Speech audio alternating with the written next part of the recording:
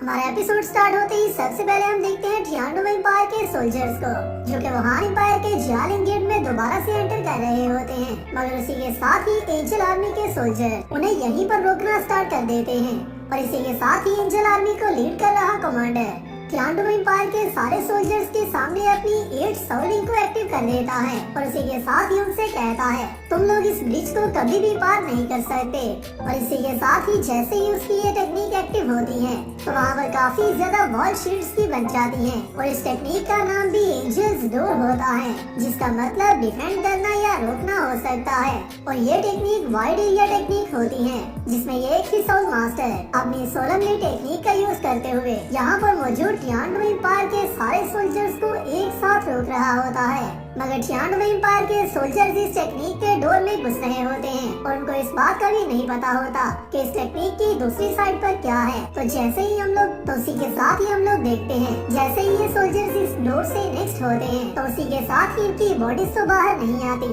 मगर एंजल के फेदर्स बाहर निकलने लगते हैं, जो कि सारे ब्रिजेस के साथ ही हो रहा होता है। और यहाँ पर इस तरह से करते हुए भी काफी ज्यादा सोल्जर्स मरते जा रहे होते हैं। मगर जैसे ही टियानो एम्पायर के सोल्जर्स को इस सब बात का पता चलता है तो वो सोल्जर्स भी वहीं पर रुकना स्टार्ट कर देते हैं। मगर उसी के साथ ही एंजल आर्मी के कमांडर की टेक्निक इन सब सोल्जर्स को अपने अंदर खींचने लगती है। और पहले तो ये सब लोग अपनी विल के साथ इस डोर में जा रहे थे, मगर अभी के लिए ये सब लोग जबरदस्ती इस डोर में जा रहे होते हैं और सारे ब्रिजेस पर काफी ज्यादा सोल्जर्स इस तरह करते हुए भी मर रहे होते हैं। जिसके साथ ही हम देखते हैं एंजल आर्मी के कमांडर की ये टेक्निक ऑटोमेटिकली टूटना स्टार्ट हो जाती है, जो सब देखकर वो भी काफी ज्यादा शॉक होता है। और उसी के साथ ही हमें एल्डर चेंशिन की आवाज सुनने को मिलती है, जो कि कहते हैं, क्या ये वही एंजल डोर है जो कि सारी ईवल को खत्म करता है? तो मैं भी ये देखना चाहता हूँ कि वो लोग इस सब को क्या नाम देते हैं। क्या ये मेरी होली स्वॉर्ड के अटैक को झेल पाते हैं या फिर नहीं?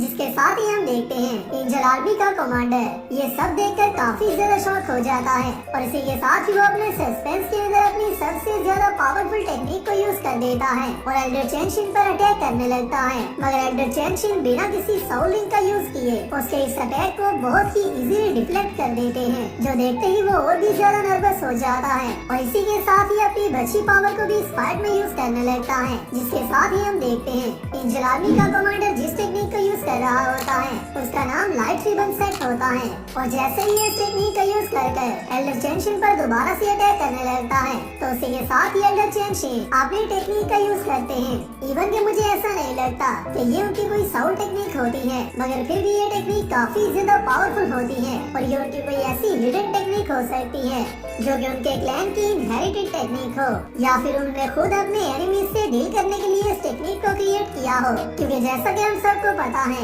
एल्डर चेंशिन के ग्रैंडफादर को कियान डोरियो ने किल किया था, तो ऐसा भी हो सकता है एल्डर चेंशिन ने एंजल आर्मी के साथ दोबारा फाइट हो सकती है, उसके अगेंस्ट अपनी सारी टेक्निक्स को उस लेवल तक बना लिया हो कि वो एंजल से रिलेटेड किसी की भी पावर का मुकाबला बहुत ही आसानी से कर सकते हो, या फिर वो कियान डोरियो से बदला लेना चाहते हो क्योंकि कियान डोरियो ने उनके ग्रैंडफादर को किल किया था। मगर इसके पीछे रीजन जो भी है, एल्डर चेंशिन की स्वॉर्ड की टेक्निक्स एंजल आर्मी का मुकाबला बहुत ही इजीली कर रही होती हैं और जैसे ही इन दोनों के अटैक से एक दूसरे के साथ टकराते हैं तो यहाँ पर भी एंजल आर्मी को हैवी लॉसेस देखने को मिलते हैं। और इसी के साथ ही एल्डर चेंशिन एंजल आर्मी के कमांडर पर अपने 13 स्वॉर्ड स्लैशेस का यूज करता है, जो अटैक आल्सो सच में काफी ज्यादा पावरफुल अटैक होता है और ये एंजल आर्मी के कमांडर को तो साइड हटा देता है, उसके साथ साथ एंजल आर्मी के काफी ज्यादा सोल्जर्स को भी साइड हटा देता है और इस अटैक की वजह से जियालिंग गेट की वॉल्स पर भी इसके निशान बन जाते हैं। जिसके साथ ही हम देखते हैं एम्परर शुइबांग और जनरल गिरोंग ये देखकर काफी ज्यादा खुश होते हैं और इसी के साथ ही साथ टियानो एम्पायर के सोल्जर्स को भी दोबारा से फाइट करने की विल मिलती है और वो सब लोग जियालिंग गेट में एंटर करने लगते हैं। जिसके साथ ही हम आते हैं शेड डेविल्स के व्यू पर, जहाँ पर दायु भाई अपने सारे टीममेट्स से कहता है इस सिटी के बाहर अभी भी वो लोग हमारे सोल्जर्स पर साइमल्टेनियसली अटैक कर रहे हैं, तो फिर हमें जल्दी से जल्दी अपनी आर्मी के इस गेट में एंटर होने से पहले उन सब के लिए रास्ता क्लियर करना होगा। जिसके साथ ही शाहू अपने पास से एक बहुत ही क्यूट से वेपन को बाहर निकालती है और इसी के साथ ही कहती है अभी के लिए मुझे इस वेपन को हर हाल में ही यूज करना होगा। मगर उसी को देखते ही यूलिना अपने सोल्जर्स को ये ऑर्डर करती है कि शाहू को इसे यूज करने से रोको। जिसके साथ ही दोबारा से एंजल आर्मी के सोल्जर सारे शेक डेविल्स पर अटैक करना स्टार्ट कर देते हैं और ये सब लोग दोबारा से उन्हें प्रोटेक्ट कर रहे होते हैं और एक साथ मिलकर एंजल आर्मी का मुकाबला बहुत ही आसानी से कर पा रहे होते हैं। जिसके साथ ही ऑस्कर यहाँ पर एक शील्ड क्रिएट कर लेता है ताकि वो अपने टीममेट्स की जान बचा सके और इसी के साथ ही वहाँ एम्पायर के सोल्जर्स इन सब पर एरोस को फायर करना स्टार्ट कर देते हैं, मगर जोजोचिम उनके एरोस से बहुत ही अच्छे से डील कर रही होती है और अपनी स्पीड का यूज करते हुए बहुत ही आसानी से इन एरोस को डिफीट करती जा रही होती है। और यहाँ पर हम देखते हैं दाइमोबाई को जो कि अपने किसी पावरफुल अटैक को चार्ज कर रहा होता है, जिसको फॉलो करते हुए रोम भी नेक्स्ट ऑर्डर का वेट कर रही होती है। जिसके साथ ही हम देखते हैं शाओबू को जो कि दाइमोबाई के स्लैश अटैक के सामने आकर एंजल आर्मी के करीब जाना चाहती है और जैसे ही वो दाइमोबाई के स्लैश अटैक के सामने आती है तो अपनी इमोर्टल गोल्डन बॉडी को एक्टिवेट कर लेती है और इसी के साथ ही साथ ऑस्कर और मा हुंजन दोनों ही उसे सपोर्ट कर रहे होते हैं। जिस सब को देखते ही वहाँ एम्पायर के सोल्जर्स और एंजल आर्मी के सोल्जर्स अपनी डिफेंस फॉर्मेशन को एक्टिव करते हैं, मगर जैसे ही शाओबू सब के करीब आ जाती है और उन सब को चकमा दे देती है तो उसी के साथ ही वो उन सब के पास आते ही सबसे पहले इस वेपन को एक्टिवेट कर देती है। तो काफी ज्यादा लोगों को इस वेपन का पता होगा और ये वेपन काफी ज्यादा लोगों का पसंदीदा वेपन भी हो सकता है, जिसका नाम गॉड्स रेथ लोटस है या फिर इसे आप लोग फ्यूरी बुधा लोटस भी कह सकते हो।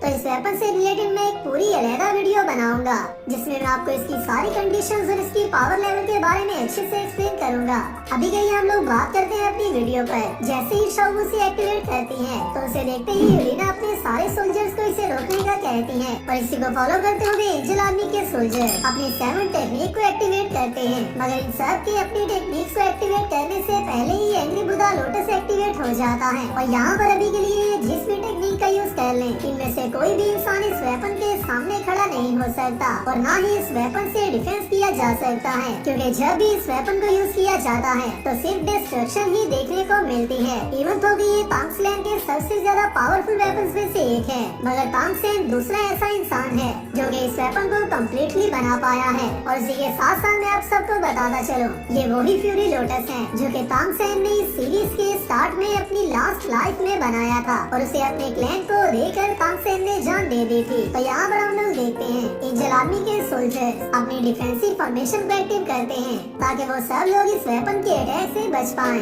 मगर जैसे ही ये फ्यूरी लोटस एक्टिवेट होता है उसी के साथ ही सबसे पहले इसमें से नीडल के अटैक्स बाहर निकलते हैं, जिस सब को देखते हुए सारे शेक डेविल्स वहाँ से भाग जाते हैं, क्योंकि अभी के लिए यहाँ पर सिचुएशन काफी ज्यादा खराब होने वाली होती है। और इसी के साथ ही हम देखते हैं जैसे ही ये नीडल के अटैक्स बाहर आते हैं तो ये सब नीडल्स बॉम्ब की तरह एक्सप्लोड हो रहे होते हैं। और जैसे ही फ्यूरी लोटस की अटैक की फर्स्ट स्टेज कंप्लीट होती है उसी के साथ ही इसकी अटैक की सेकंड स्टेज स्टार्ट हो जाती है, जिसमें से हम लोग एक बहुत ही क्यूट से फ्लावर को देखते हैं और इस क्यूट से फ्लावर में से बहुत ही ज्यादा गर्म लावा बाहर निकलता है। और जैसे ही ये लावा यहाँ पर मौजूद हर चीज को अपने टोर्नेडो के अंदर ले लेता है तो अटैक की ये सेकंड स्टेज यहाँ पर टोटली डिस्ट्रक्शन मचा देती है और इसके अटैक के इम्पैक्ट और इसके एरिया को पूरे जियालिंग एम्पायर के एरिया से देखा जा सकता है, जहाँ से हम लोग इस बात का अंदाजा भी लगा सकते हैं कि ये अटैक कितना ज्यादा पावरफुल हो सकता है। तो जैसे ही इसके अटैक की सेकंड स्टेज कंप्लीट हो जाती है उसके बाद स्टार्ट होती है थर्ड स्टेज,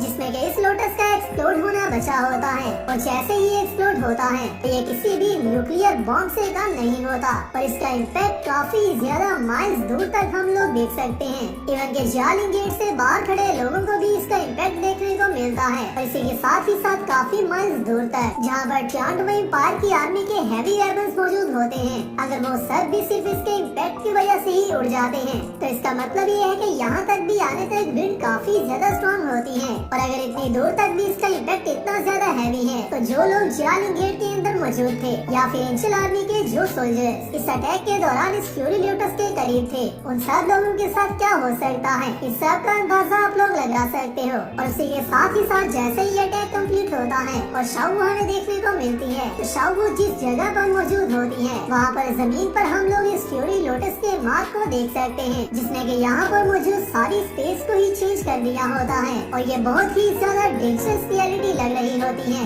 जिसके साथ ही हम देखते हैं सारे शेक डेविल्स फाइनली शाओबू के पास आ जाते हैं और इसी के साथ ही साथ योलेना और शोई भी बिल्कुल ठीक होते हैं और इसी के साथ ही शोई कहता है, मैंने ऐसा हरगिज नहीं था सोचा कि ये एक छोटा सा वेपन इतने ज्यादा साउथ स्पिरिट मास्टर्स को किल कर सकता है। इवन के जिनके लेवल 70 प्लस थे वो सब भी इससे किल हो चुके हैं। जिसके साथ ही शगुन सबको बताती है ये तांग्स क्लैन का strongest machine type secret weapon God fury lotus है। जिसके साथ ही हमारा ये पार्ट यहाँ पर कंप्लीट होता है। तो गाइस ये वीडियो कैसी थी मुझे नीचे कमेंट्स में बताना और नेक्स्ट आने वाली वीडियो के लिए चैनल को सब्सक्राइब कर लेना। मैं मिलता हूँ आप सबसे नेक्स्ट वीडियो में, तब तक अपना और अपने प्यारों का